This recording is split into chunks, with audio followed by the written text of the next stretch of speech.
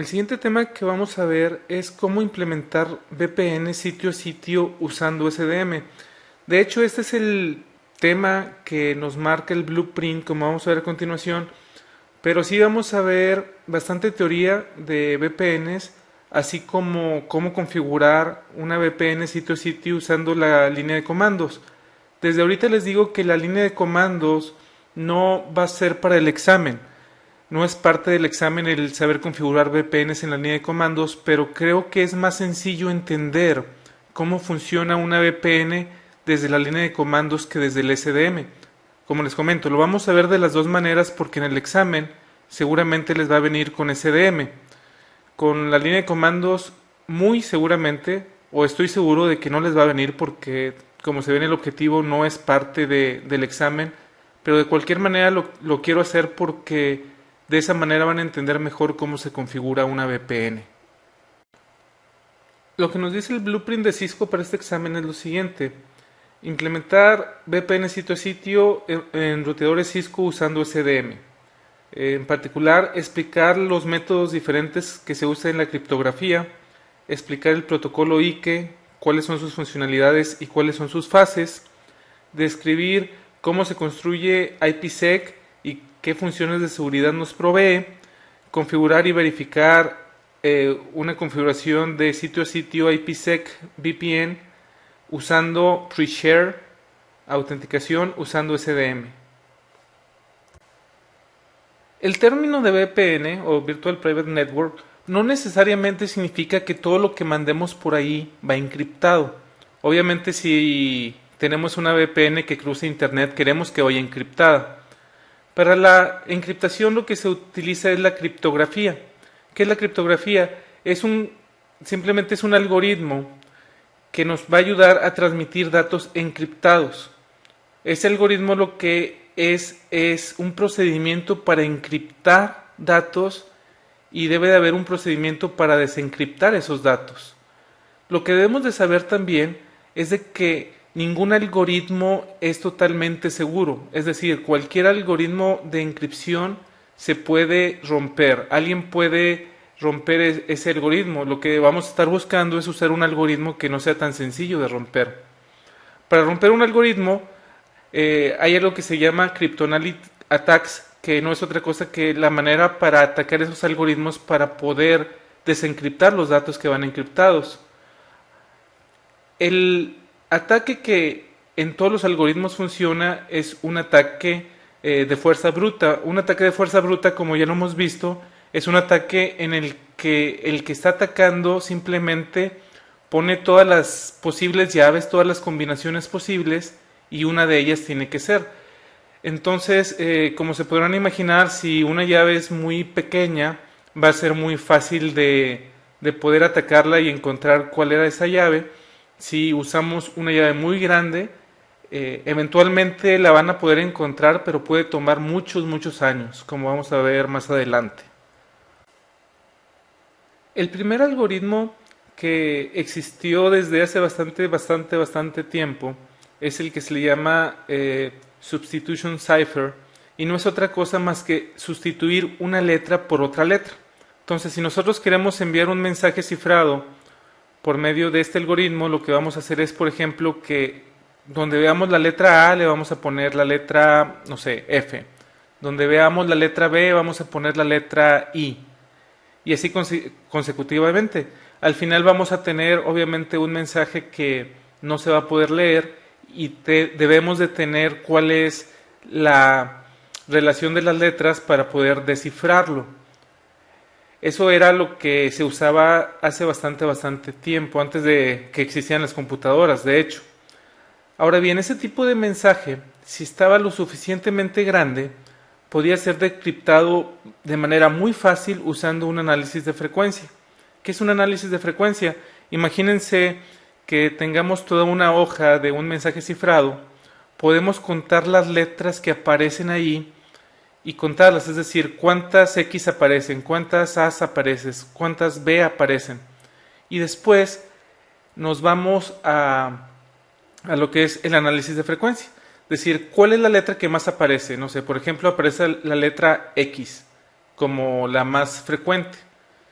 seguramente va a ser una vocal, ya sea la A, la E, la I, la O o la U. Si nosotros buscamos en estadísticas cuál es la vocal más usada en el español, probablemente encontramos que sea la letra A, entonces ya sabemos que la X es la letra A. El siguiente paso, por ejemplo, pudiera ser buscar palabras que tengan la letra X, que ya sabemos que es la A, y que sean solamente dos letras, que puede ser, por ejemplo, que aparezca TX, perdón, donde la X ya sabemos que es la A, y vemos muchas palabras de dos letras que es TX. Podemos pensar, por ejemplo, que es la, entonces ya sabemos que la T es igual a L. Y así se van. Obviamente las vocales van a ser muy importantes porque son las más comunes.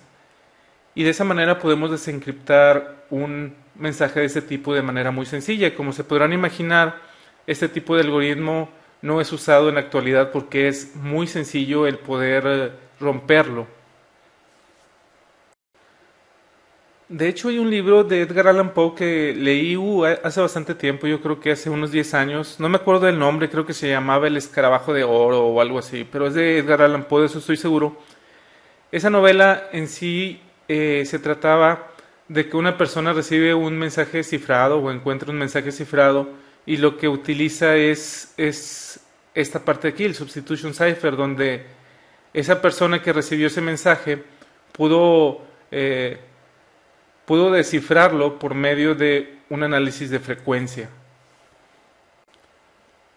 Hablando de encripción lo que es convertir texto, no necesariamente texto, puede ser cualquier tipo de bits, convertirlo en ciphertext. Ciphertext lo que es texto que no se puede leer. Si el ejemplo es texto, simplemente lo que vamos a conseguir al tiempo de encriptarlo es algo que no podemos leer. La desencripción, como se podrán imaginar, es convertir ese ciphertext que no se puede leer, convertirlo a texto que sí se puede leer. Insisto, no necesariamente es texto, puede ser por ejemplo una imagen, puede ser por ejemplo una base de datos, etcétera. Eso lo que nos va a ayudar es a garantizar la confidencialidad, es decir, de que solamente el que tenga una llave pueda ver ese texto o pueda ver ese archivo.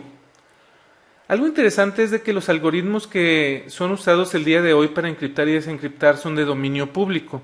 Es decir, cualquiera puede saber exactamente cómo funciona el algoritmo.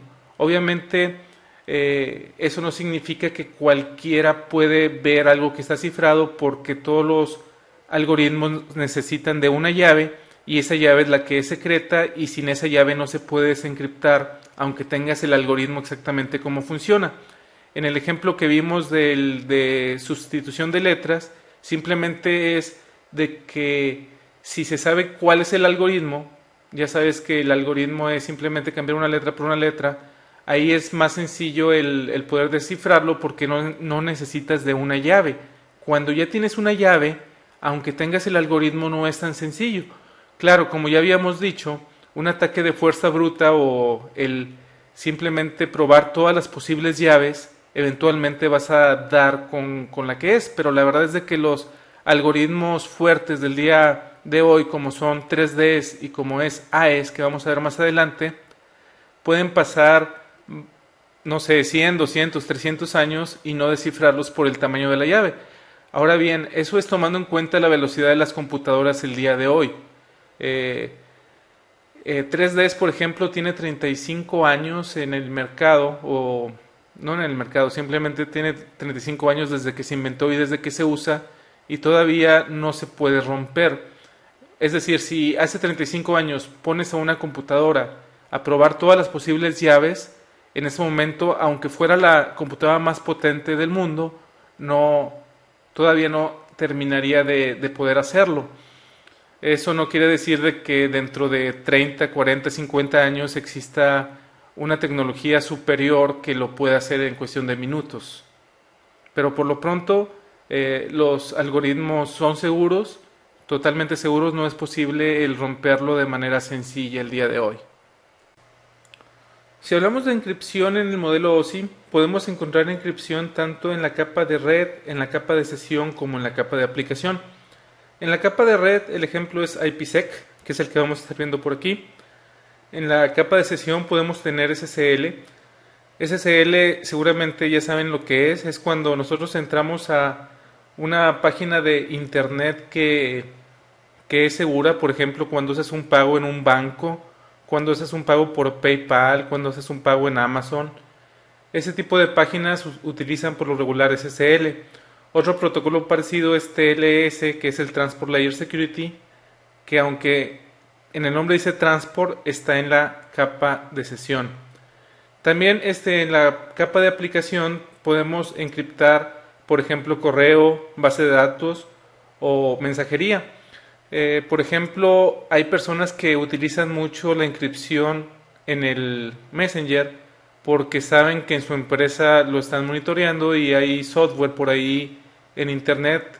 De hecho, hay uno de dominio público que puedes bajar y lo que hace es encriptar cualquier mensaje que mandas por el Messenger. Ese es de aplicación.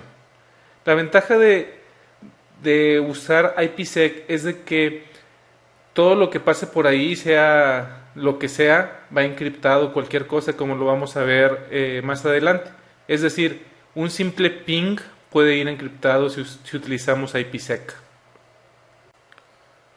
Hablando de las maneras que se pueden hacer para poder romper el ciphertext, las podemos ver aquí en este slide. Las primeras dos que vemos son muy parecidas, el Chosen Plain Text Attack y el Chosen Ciphertext Attack. El Chosen Plain Text Attack, el primero que vemos ahí, es cuando el que ataca puede tener acceso al algoritmo con la llave. No sabe cuál es la llave, pero sí puede estar enviando texto, por ejemplo, y sabe qué texto está enviando y sabe qué es lo que resulta después de pasarlo por el algoritmo. Es decir, tiene el texto y el ciphertext. Tiene el texto común y el texto cifrado. Tiene ambos. Entonces lo que puede hacer aquí el que está atacando es simplemente estar mandando datos y estar guardando qué es lo que manda, qué es lo que recibe de output, y con eso, con un análisis, puede darse cuenta cuál es la llave. El Chosen Ciphertext Attack es igual, pero la diferencia es de que el que ataca tiene el ciphertext y del ciphertext puede llegar al plaintext, entonces es muy parecido. Ambos, para que el que ataca pueda tener acceso a ese tipo de cosas, debe tener acceso a la red, a un router que esté configurado con la VPN, por ejemplo. Si no tiene acceso a nuestra red, no puede hacer este tipo de ataque. El ataque del cumpleaños o el birthday attack, no crean que significa de que muchos ponen su fecha de nacimiento como llave, no. Lo que significa el birthday attack es de que utilizan estadísticas. Por ejemplo, la estadística del birthday attack dice que si tenemos a 23 personas en un lugar, hay un 50% de posibilidades de que al menos 2 personas tengan el mismo cumpleaños. Si en lugar de 23 personas tenemos 57 personas, la probabilidad de que 2 personas o más tengan el mismo cumpleaños es del 99%. Entonces, con esta estadística, hay algoritmos que tratan de encontrar llaves usando eso. El Meet in the Middle Attack no es como el Men in the Middle Attack que es algunos que ya hemos visto. Este es Meet en lugar de Men. Lo que sucede en esta parte es de que el que ataca tiene una porción del archivo no cifrado y también tiene una parte del cifrado. Entonces no tiene el mensaje completo, tiene solamente una parte, pero tiene de ambas cosas, tanto del cifrado como del no cifrado. Entonces lo que hacen también son algoritmos con los que empiezan a probar llaves, no todas las llaves, pero algunas, y en teoría se puede encontrar la llave. La verdad es de que cualquier tipo de ataques que estamos viendo aquí son muy difíciles de conseguir con los algoritmos que se usan el día de hoy, más bien con las llaves del tamaño que se usa en el día de hoy. El que sigue, que es el Brute Force Attack, ese es el que es más peligroso, es el con el que pueden encontrar la llave con mayor, entre comillas, facilidad. y simplemente es lo que ya les había comentado, es intentar cada llave de todas las llaves que puedan existir de todas las combinaciones. Eventualmente la podrán encontrar. La pregunta es cuánto tiempo se van a tardar en hacerlo. Las combinaciones, bueno, las estadísticas dicen que cuando pruebes el 50% de las combinaciones vas a encontrar la llave correcta. Es decir, no tienes que buscar llave por llave. Claro que existe una posibilidad de que sean las primeras llaves que pruebes, pero también existe una posibilidad de que sean las últimas. Entonces la estadística dice que el valor esperado es el 50% de las combinaciones. Este tipo de ataques, cuando se utiliza 3Ds o AES, como les había comentado, es no imposible, pero va a tardar bastante tiempo en que alguien que está atacando pueda encontrar la llave. Después tenemos la parte del Ciphertext Only Attack, y es cuando el que ataque solamente tiene el texto cifrado, solamente el texto cifrado, no tiene el correspondiente que es Plain Text. Y obviamente el último es al revés, el Non Plain Text Attack, es cuando el que ataca tiene el texto no cifrado, pero no tiene el cifrado. Obviamente estos tipos de ataques son mucho más difíciles de que tengan éxito. Ya viendo cuáles son los tipos de ataques que podemos tener cuando encriptamos información, debemos de saber cuáles son los features que debe tener un algoritmo de encripción. La número 1 es de que ese algoritmo sea resistente a los ataques de criptografía que existen, que fueron los que vimos en el slide anterior. También es muy importante que las llaves que soporte ese algoritmo sean variables y que sean muy grandes. ¿Por qué muy grandes? Porque si son muy grandes, significa de que si se utiliza el brute force attack, les va a tomar mucho más tiempo el poder llegar a la llave correcta.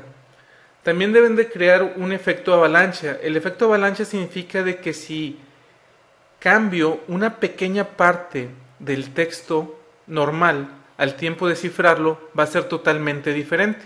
Por ejemplo, si yo cifro la palabra Raúl, me va a dar, cuando lo encripte me va a dar un texto cifrado, pero si yo le pongo en lugar de Raúl, no sé, le pongo Raúl E, el simplemente de agregar una letra, lo que debe de hacer el algoritmo es de que el texto cifrado sea totalmente diferente. O si en lugar de Raúl cambio la A por la E, que diga Reúl, el texto cifrado también debe ser totalmente diferente al que dice Raúl. Ese es el efecto avalancha. Es importante saber también que hay muchas restricciones de importación y exportación de productos que utilizan algoritmos de este tipo. Por ejemplo, los routers Cisco que tienen encripción, que pueden utilizar 3Ds, por ejemplo, no se pueden enviar a todos los países. Hay restricciones que pone Estados Unidos para que este tipo de algoritmos no lleguen a manos de gobiernos enemigos de Estados Unidos, por ejemplo. Entonces, sí hay que verificar si queremos mandar un equipo de este tipo a algún país, debemos de verificar si no estamos cometiendo un delito al hacerlo o no, porque sí hay restricciones de exportación o importación. Una clasificación que podemos tener en los algoritmos de encripción son los simétricos y los asimétricos. La principal diferencia entre ambos es de que los simétricos utilizan la misma llave para encriptar y desencriptar. Los asimétricos utilizan una llave diferente para encriptar y una llave diferente para desencriptar. Los algoritmos simétricos son hasta 1000 veces más rápidos que los asimétricos, y esto se debe porque los asimétricos tienen fórmulas matemáticas más complejas. Por ejemplo, utilizan muchos factoriales y varias otras funciones matemáticas que hacen que sea mucho más lento. En la actualidad, los que más se utilizan son los simétricos porque son igual o más seguros que los asimétricos y son mucho más rápidos para poderlos implementar en un ruteador o en algún equipo.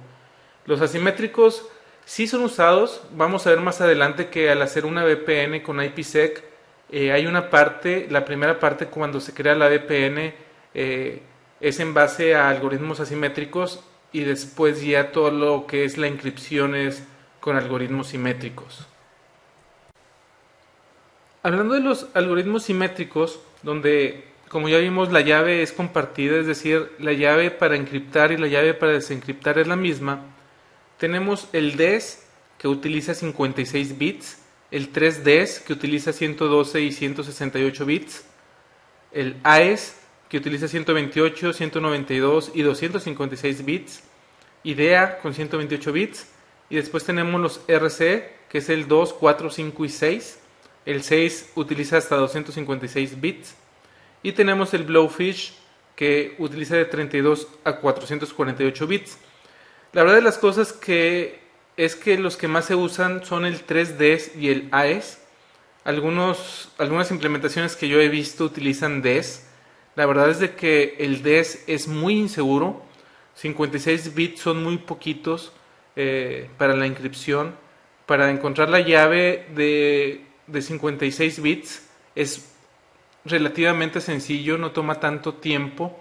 Entonces la recomendación es utilizar 3Ds o AES. Ahora bien, pueden ver el de 2040 de RC5, pero no es tan confiable como 3Ds o como AES, aunque sean más pequeños. Entonces la recomendación va a ser usar 3Ds y AES.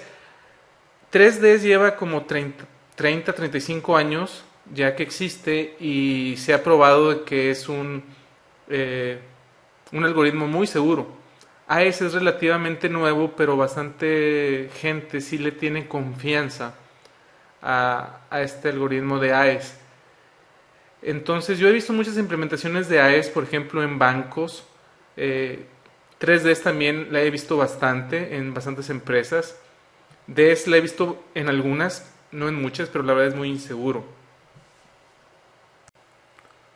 En cuanto a las técnicas de encripción de los algoritmos simétricos, podemos encontrar los que encriptan en bloques y los que encriptan en stream. El que encripta en bloques significa de que siempre toma un bloque del mismo tamaño, por ejemplo, toma bloques de 512 bits, por ejemplo, e encripta los 512 bits, es decir, encripta de 512 en 512 en 512. En cambio, los stream ciphers lo que hace es encriptar bit por bit. Entonces, esa es una diferencia entre ambos. Obviamente es más rápido hacerlo por bloque que hacerlo por bit a bit. Hablando más de los algoritmos de encripción simétricos, como ya les había comentado, son los que más se usan por la velocidad y porque tienen menor overhead matemático. Una cosa lleva a la otra. Tienen menos overhead matemático, entonces son mucho más rápidos. Otra cosa interesante es de que la encripción es más fuerte que los asimétricos.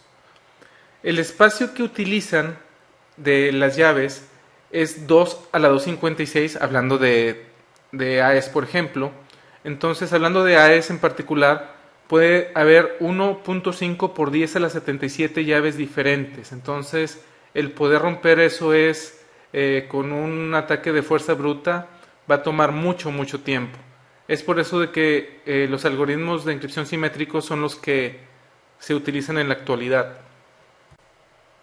Vamos a ver un poco más a detalle los algoritmos que se utilizan con mayor frecuencia. Tenemos el DES. DES significa Data Encryption Standard. Aquí Cisco nos dice que es el que es usado o es el que es más usado. La verdad de las cosas es de que no es cierto, es el 3DES. Pero bueno, como vamos a ver, el algoritmo es muy parecido, el de DES y el 3DES. Opera en modo de bloque y los bloques son de 64 bits. Como ya vimos, tiene funciones matemáticas muy simples por ser simétrico. Es muy fácil implementarlo y acelerarlo en hardware. Esto lo que nos dice es de que existen módulos para ruteadores, para firewalls como el ASA, que ese módulo en particular de hardware lo que hace es acelerar este tipo de operaciones de encripción. ¿Cómo es la llave de DES? La llave de DES es de 64 bits, pero solamente 56 son usadas para la encripción, los otros 8 bits son para paridad, entonces realmente es de 56 bits, no de 64. En el modo de operación puede ser en block ciphers, y utiliza un grupo de bits con una transformación que no varía. Ahora bien, tenemos el modo SB y el modo CBC. El EBC es el Electronic Code Book y utiliza la misma llave de 56 bits para encriptar serialmente todo el texto. La verdad es de que esto no es muy seguro, entonces es por eso que existe el Cipher Block Chaining, que se llama CBC, y la encripción de cada bloque, además de la llave de 56 bits, depende de los bloques anteriores. Lo que se hace es una operación de XOR, y básicamente es la implementación de Cisco. Es decir, cuando vean que es un equipo Cisco que está utilizando DES o 3Ds, está utilizando CBC. La parte de Stream Cipher es, como les decía, que opera en dígitos individuales uno por uno, y la transformación varía en la encripción. Lo interesante aquí es de que el cifrador utiliza el texto cifrado anterior y también utiliza la llave para generar un stream de bits que son random. Ahora es pseudo random porque una computadora, por increíble que parezca, no sabe hacer números al azar. Existen algunas funciones para que lo hagan, pero realmente no son tan al azar. Una computadora no está hecho para hacer eso. Tenemos también que utiliza el Cyber Feedback, que es el CFB, que es similar al CBC. Puede encriptar cualquier número de bits, incluyendo de uno por uno. Y tenemos el Output Feedback, o OFB, y básicamente el ciphertext o el texto cifrado es generado desde un bloque de bits, que también se utiliza la función de XOR, pero el XOR se hace con el plain text. Todo esto sí debemos de saber para el examen, todo lo que viene en este slide. ¿Cuáles son las recomendaciones que nos da Cisco para implementar DES? Una es de que las llaves las cambiemos frecuentemente. Si ya sabemos que DES es fácilmente, que se puede romper fácilmente con un ataque de fuerza bruta, lo que nos dice Cisco es que por lo menos estemos cambiando las llaves frecuentemente. La otra es de que debemos de usar un canal seguro para intercambiar esas llaves. Utilizar CBC, que como vimos, todas las implementaciones de Cisco utilizan CBC. Y la última es usar llaves fuertes. Hay algunas llaves que no son tan fuertes y que son más fáciles de adivinar que otras, entonces usar llaves fuertes. ¿Qué es una llave fuerte? Pues es una cadena de bits, cadena de caracteres sin sentido. No ponerle, por ejemplo, Cisco, no ponerle Cisco 1, 2, 3, no ponerle tipos de esas cosas como llaves, poner algo como I8, 7, signo de pesos, 3, 4, se abre paréntesis, D1, algo así que no tenga sentido, es una llave muy fuerte. 3Ds o Triple Ds o Triple Data Encryption Standard es muy parecido al DES. Aquí dice que es el mismo algoritmo que DES y sí es cierto y no es cierto. Es casi idéntico. La diferencia es de que utiliza algo que se le llama EDE, es decir, encripta, decripta y encripta. Si queremos cifrar un mensaje, ese mensaje se encripta con una llave de 56 bits. Después se desencripta con una llave diferente de 56 bits. Esto de decriptar no significa que lo que vamos a desencriptar o el resultado de la desencripción va a ser el mensaje original, porque como estamos usando una llave diferente, entonces el resultado no va a ser lo que habíamos encriptado en un principio. Entonces lo encripta con una llave, después el resultado lo desencripta con otra llave y después lo vuelve a encriptar. Por eso se le llama 3Ds EDE. Como dice abajo, cada paso utiliza una llave diferente de 56 bits. Al final vamos a tener una encripción de 168 bits. Ahora bien, veíamos que 3Ds puede ser de 168 bits o de 112 bits. Si en el primer paso y en el tercero, es decir, cuando encriptamos, utilizamos la misma llave, entonces la encripción es de 112, no es de 168. Es decir, si encriptamos con la llave 1, desencriptamos con la llave 2 y volvemos a encriptar con la llave 1, entonces van a ser 112 bits. Si encriptamos con la llave 1, desencriptamos con la llave 2 y encriptamos con la llave 3, es decir, tres llaves totalmente diferentes, entonces ahí sí estamos encriptando con 168 bits. Otro protocolo de encripción es el AES, el Advanced Encryption Standard. Este algoritmo también se le conoce como Rignall Cipher. Ese tipo de algoritmo utiliza una llave de longitud variable. También utiliza un bloque variable cuando va encriptando, que puede ser de 128, de 192 o de 256 bits.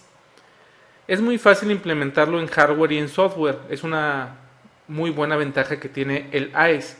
Otra ventaja que tiene el AES es de que la encripción es más fuerte que el 3DS y que corre más rápido que el 3DS.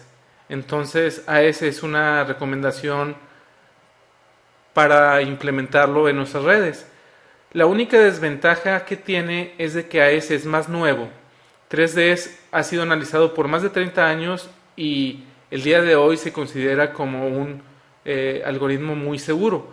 AES no es tan viejo, entonces no se le han hecho tantas pruebas y es por eso de que hay gente escéptica de usar AES y prefiere usar un algoritmo que ya está más probado.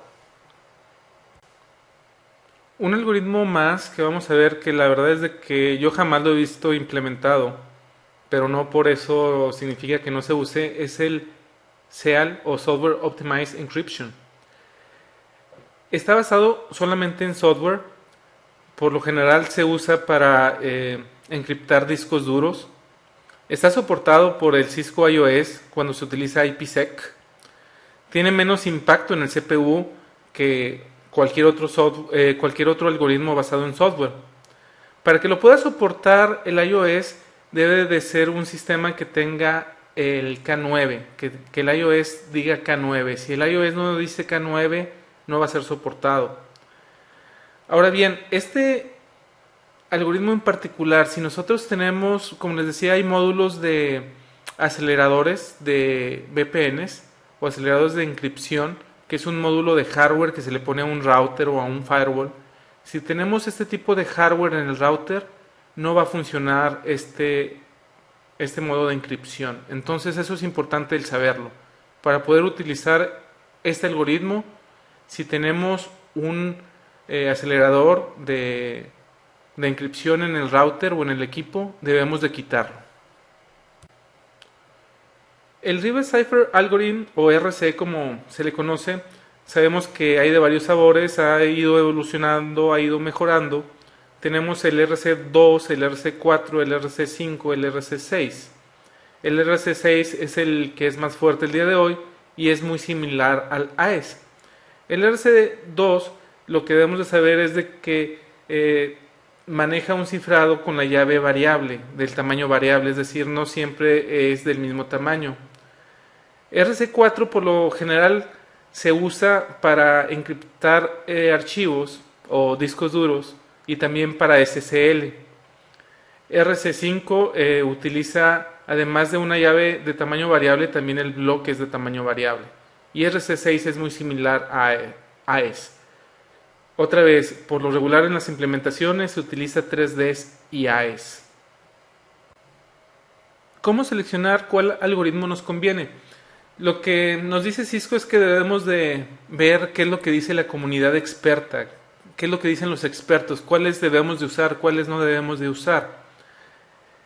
Debemos de saber también que cualquier algoritmo puede ser cifrado, o cualquier llave de encripción puede ser cifrada usando un ataque de fuerza bruta.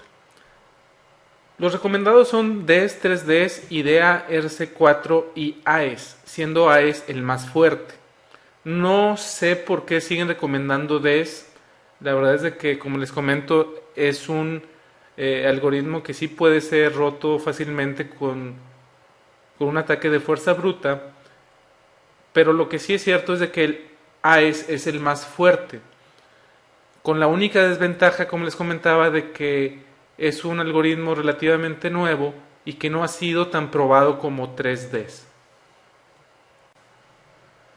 Hablando de la administración de llaves, debemos de tener en mente que debemos de saber generarlas, verificarlas, guardarlas, intercambiarlas y por último destruirlas. La primera parte, la generación de llaves, por lo regular las genera el mismo equipo, el mismo router. Esto es para que no sea la llave no sea tan débil, para que sea más fuerte. Entonces, por lo regular las generan los routers que se están comunicando por medio de IPsec. De cualquier manera, es una buena práctica el verificar la llave de que no sea una llave que sea débil. Entonces hay que verificar las llaves. El cómo guardarlas es algo importante. Por ejemplo, si hay sistemas en los que se guardan en memoria, un troyano puede tener esa llave, puede poder tener acceso a esa llave. Para poder tener una comunicación, obviamente de un router a otro router con encripción, ambos deben de tener la llave. Entonces, al tiempo de intercambiar esa llave, debemos de saber cómo hacerlo para que sea seguro, porque si lo estamos haciendo por internet, por ejemplo, y cuando estamos intercambiando llaves no lo estamos haciendo de manera encriptada, entonces podemos tener que alguien nos robe esa llave. La parte final es la de revocación y destrucción. Revocación significa que cuando una llave cambie, avisarle a todo el mundo o a todos los sistemas o a todos los routers de que esa llave cambió y que ya hay una nueva, y destruir la llave anterior para que nadie tenga acceso a las llaves que hemos usado. Con esto concluimos la primera parte de teoría de VPNs. Hay una segunda parte más de teoría de VPNs, no hemos terminado, y después ya vamos a pasar a configurar los equipos. La parte de teoría es importante para el examen. La verdad es de que en la vida real muchas personas saben hacer una VPN sitio a sitio, pero no saben todo lo que está detrás, no saben cuál es el mejor algoritmo de encripción y solamente utilizan el primero que se les ocurre o el que siempre han visto que está implementado, pero no saben el por qué. Entonces, sí es importante saber todo lo que hemos visto en la parte teórica, tanto en este tema como en el tema que sigue, porque si no lo pueden preguntar en el examen.